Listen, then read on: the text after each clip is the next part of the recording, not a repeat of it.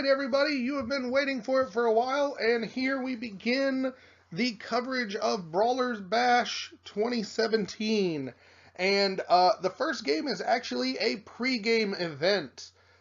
We got down there on Friday night and happened to stumble into the Godfather himself, Oncebitten, who was looking for a game. Since I actually got to play him in round one of my first Brawler's Bash 2 years ago, I thought it was very appropriate that I play him again as a pregame. So we decided to go ahead and throw down and see how things go. I'm playing my Dwarven Holds army, which I talked about in the video I posted yesterday. So if you want to know the specifics of what's in my video, of what's in my army, please go check that out. I'm just going to kind of generally refer to the units, and you can kind of understand what's going on. He's playing a pretty awesome Kingdoms of Equitaine army, and I will go through it here as we get going. It is 6,000 points. We're judging things under Brawler's Bash rules, but we did not use any of the scenario cards in this one, even though in his battle report he thinks we did. He did actually beat me. There was some discussion from those watching which one of us would have the battle report up first, and he did in fact beat me, so I must doff my hat once again to the Godfather and just say it was one hell of a game and I enjoyed playing it. So let's go on and get into it. So he has a unit over here of Aspirant Knights that he's put 5 wide by 3 deep because they have the impact banner. So it's really a big punch in the face and a lot of attacks with re-rolling on the charge. My thinking going into this is I'm not going to be able to outrun this thing, so I'm going to feed it what I want to feed it and see what happens. Then he's got 2 trebuchets in the back, a unit of questing knights, which I thought was awesome because I've never actually gotten a chance to play against them, at least not to my memory. He has his BSB and his damsel in there as well. Next to that is a big unit of shooting peasants with the stakes. In the back, there is another unit of peasants with the Grail Reliquary, or the Sacred Reliquary, I guess is what it's called now, which is that big structure in the front of that unit. And a big old group of Pegasus Knights. You will notice that his Pegasus Knights are skirmished. That is not supposed to be the case. It is the first of several instances where both of us will be dirty cheaters in this game. Completely unintentionally, of course. But he didn't realize that they didn't do that anymore, and I'll get to my much bigger mistake here in a few minutes. He also has another like heroic killing blow lord here on the Pegasus at the very end of that unit. So for me, I push ahead like this list is supposed to. This is after Vanguards. I've got the Deep Watch unit with all my characters except for the one that ambushes there in the silver. I have my vanguarding unit of Great Weapon Greybeards up there. In the back, you can see I've got my 10-man crossbowman, the chopper, the pain train, and one of the Vengeance Seekers. Then I've got the 20-man of Greybeards with hand weapon and shield, my runed up ballista, which I'm hoping will put a dent in some of those Pegasi, I think. My second Vengeance Seeker, and then vanguarded up are my Seekers with the Seeker Lord. And then I get to go first, which is awesome. So I'm like, I want to be an inch away from your face. And I run straight down the throat of the beast. And what you can see, as you can sort of see on the left side, the front end of those knights, I decided specifically to give him the flank of my Ironbreakers. Or not Ironbreakers, I'm sorry. My Deep Watch. You'll see why in a minute that I thought this was a good idea. Beyond that, I realized that my Slayer Lord, the only thing in his army that the Slayer Lord gets his buff against for smashing is the Reliquary. So my idea is I rush up and threaten the Pegasi. If he stays there or comes and charges me, then I at least get the the extra wounds on the monstrous stuff, so maybe I can chop through them. But what I'm really hoping and expecting he does is like fly around me, so I don't have to deal with them and can get my guy into the reliquary, kill that, and that will make those peasants a lot less of a problem.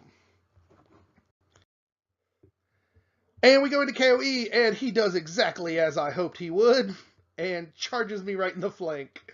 Um, I could really just tell from the look on his face, he had no idea what I was doing, and obviously neither did I, because this is what happened. He also went ahead and charged the 2 inches necessary to bring the questing knights into my great weapons, and did what I wanted to as far as the Pegasi knights. They got the hell out of the way, so now I can get in there and get some business done. He also brings his, I think this one is his general, the Pegasus in the center of the 2 trebuchets now, starts bringing him around to deal with the other threats that are on this side of the board.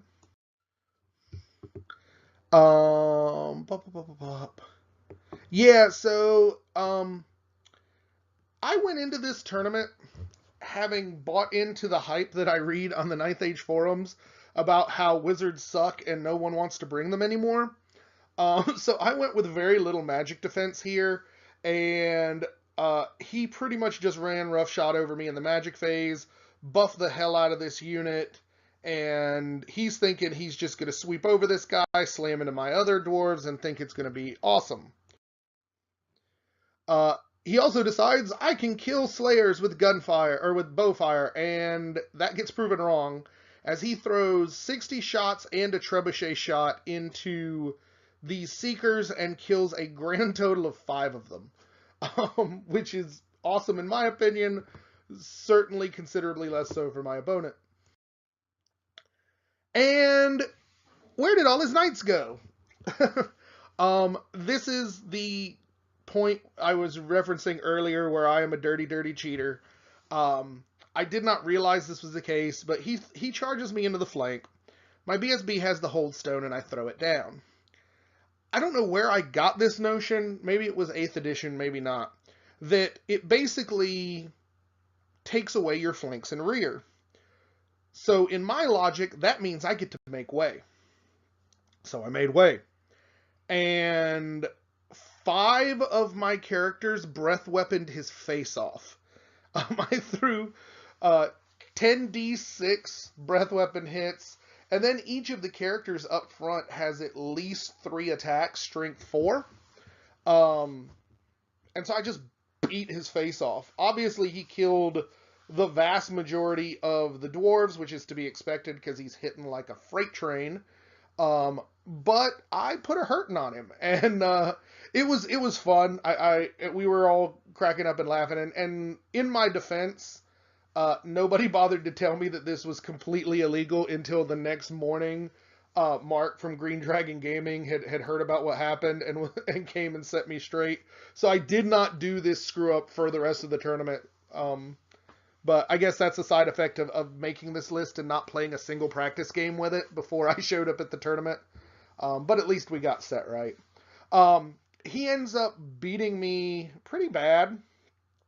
But I've got characters and Deep Watch, so I'm stubborn and I don't go anywhere.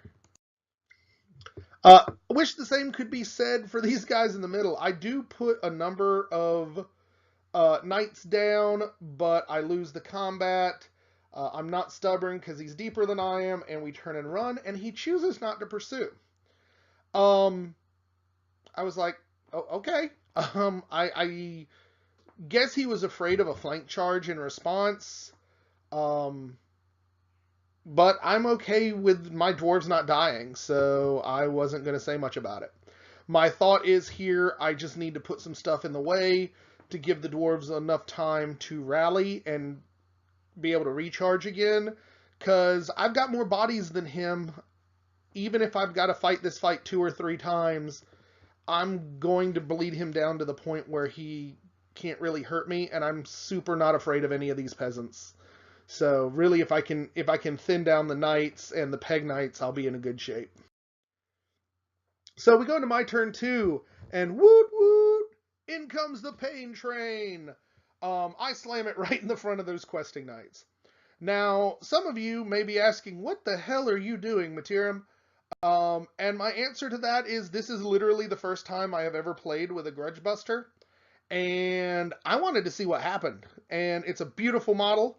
And I love the idea of the flying pain train coming and running over some knights. So that's exactly what I have done. I'm having fun. Get off my back about it.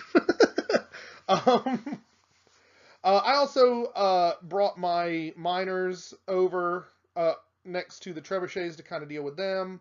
I rally my great weapon dwarves and move up the hand weapon and shield dwarves to threaten some peasants. And you can also see in the front corner there, I do succeed my charge into his peasants with the reliquary. I don't think OB knows what I'm doing here, or maybe he thinks I don't know what I'm doing, because I think he's totally happy to just sit there and tar pit it. But I don't think he realizes that I'm entirely using that unit to get rid of the reliquary. And here is a better image of that. I mean, we'll fight this forever. He's not going to kill that unit, and the reliquary is not going to stand up very long to 7 strength 10 attacks that hit on 2s. And yeah, here's just another image of the miners coming on board. They've got thrown weapons, so I'm just going to start hucking and shooting at the trebuchet and see if I can make it go away. And here is where my Vengeance Seekers are. My big problem with this list and how vanguardy it is it does leave the Vengeance Seekers way the hell behind. And since they're kind of like chaff and chaff elimination, I think that's kind of a fundamental flaw with the list. And he's looking at the back of my Vengeance Seeker now with that Lord going, that would be very tasty. And I pretty much asked for it because I left him alone and undefended. Over here we go into combat. My characters wipe up the knights and turn around. No problem there. And I kill 1 or 2 knights, maybe, but the pain train takes 3 wounds for its trouble. I think I'm screwed, and then my dice show up, and I stick on a very low leadership, which is cool because it gives me another turn to kind of deal with some stuff before bad things start happening. And over here, the Slayers kill a few peasants, but that's incidental to the fact that I threw down 5 wounds on the reliquary first turn, and it's going to go away next turn, and that will make me happy. So we go to KOE turn, and I can't believe this is only turn 2. But we go to KOE turn 2. He decides to go ahead and charge his general into my copter, which is pretty much the end of that. And he's almost certainly going to overrun into my characters, which I'm okay with, or at least I'm thinking I'm okay with, because I got another couple breath weapons to go. But I didn't realize that he had a 2-up ward save versus fire. I mean, he showed me his list and everything, but I just forgot about it. So that could be problematic. He drops... I think he might drop a trebuchet on this dwarf unit and kills a single dwarf, which was fun. And... oh, the other trebuchet misfires and takes a wound, so that's what the yellow die is back there now.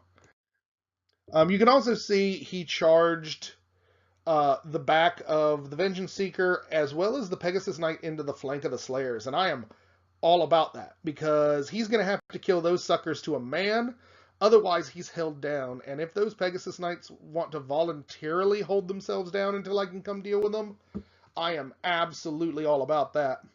However, these peasants decide that they don't want to deal with any trebuchets trying to get their general and start shooting them with bowfire, which puts 2 wounds on it. I guess ballistas, not trebuchets. Yeah. And then the best thing in the world could happen, in my opinion. The Lord kills the Vengeance Seeker and then overruns like a paltry 3 or 4 inches. And puts him right in line with my shield dwarves, so I'm going to charge him. I'm thinking a charge in the flank. I might be able to beat him on combat res. Or at very least, if he chooses to flee, then I could potentially redirect into the Pegasus Knights, and things are looking good. Over here, needless to say, the crazy heroic killing blow knight just murders the copter and overruns into my unit. And the pain train goes down. Sadness. Again, Obi did not decide to overrun. Or did not... No, I don't think he could. I think he murdered him to a man. Or murdered him to a wound. So he died, and he's stuck there, which is okay with me. I guess this is just another picture of the same thing. I don't know why I took two of them, but there. Another pretty picture of that nice banner he has. All right. And you can see what happens here. I do kill the reliquary, which basically makes the peasants worthless. The Pegasus Knights do a good job at killing off the unit of Slayers, but they can't. Nobody has touched the Slayer Lord, so everyone's stuck there. And you can just see the look of absolute joy on Chad's face, or Oncebitten's face, with the fact that all of that is now stuck over there, and it's going to be my turn. And my turn it is. I decide to go ahead and try and bring it to his general. His general decides he wants no part of a mob of unruly dwarves in his side, and flees, which lets me redirect into the Pegasi, which is awesome. These guys are like strength 5 on the charge. Yeah, I got to go through a lot of armor, but I'm going to throw out a decent number of attacks, and I'm still feeling pretty good about that. Not to mention that my Slayer Lord is going to start killing some Pegasi himself, and it should be a good day. I also run my other Vengeance Seeker into the back of his general, figuring that if he does challenge out, at least I'm getting some combat res, and if not, then 3d3 initiative 10 attacks on the back of his head is not a bad thing. Then the miners go into the one trebuchet lining or the other, and my great weapon dwarves charge back into the front of his questing knights now that they're down to a little bit more manageable size. So we go into combat. Obviously, I blow one trebuchet to hell and run right into the other one. And the fight here was stupid. The Vengeance Seeker did a couple of wounds, so he had one wound left. He throws down, he basically has multiple wounds, D3 plus 1, I think. So he gets a little greedy and decides to do like one attack on each of my first 4 characters, hoping to just like completely wipe out a rank of characters. The dice gods disapprove of that arrogance and punish him by making him only inflict a single wound on any of the characters. They furthermore choose to mock him by calling on me to fire breathe in the face of this 2-up, and I sneak the final wound through with fire and kill his general.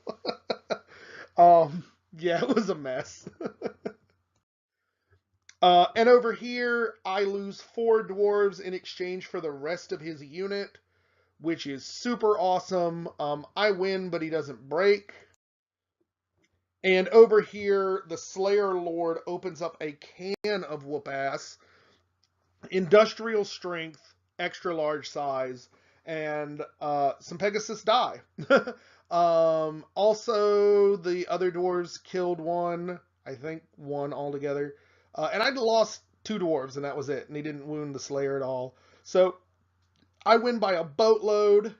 He breaks. I choose to have the Greybeards pursue, and they run their asses off and catch the Pegasi and kill them all. Alright, and that led to a pretty significant Dwarven Holds victory. Admittedly, it is entirely possible to argue that a part of that was because I was a dirty, dirty cheater and made way when I couldn't. My bad. I was corrected and do not make that mistake any further in the tournament. But we decided to go ahead at this point because the game is pretty much over, because Obi wanted to get at least one more game in. So we went ahead and shook hands at this point, and we were all good. It was a lot of fun. We both were laughing and joking around the whole time about the stupid number of fire breaths I have in this army. And all in all, just very, very much enjoyed what we were doing. So it was great to get to play him again. He's always a great player, and I learn things that I don't really think about at home. It's definitely a different caliber of game when I go to these events. I kind of feel around here sometimes like I'm a very large fish in a very small bowl. There I feel like a minnow in a shark tank. But there's a lot of fun to be had in that as well. So I hope you guys enjoyed this video. One last thing I want to talk about is just a thank you to my patrons, Peter Voss and Sylvanus Ironwood, for supporting me on Patreon. If there's anybody else who would like to support me on Patreon, I will put the link in the description. There are a couple of interesting prizes, or I guess rewards for donating at different tiers that you guys can help me out with. The main thing I want to use that for is to support the hobby and to get me out to some other tournaments like this. There are 2 more tournaments in the state, in the same store, before the end of the year, and I kind of find I'm getting a taste for it, and I would like to go to another one, so any support there would be very much helpful. So again, I hope you guys enjoyed this one, and I will catch you on the next one, which will be Game 1 of Brawler's Bash, so stay tuned.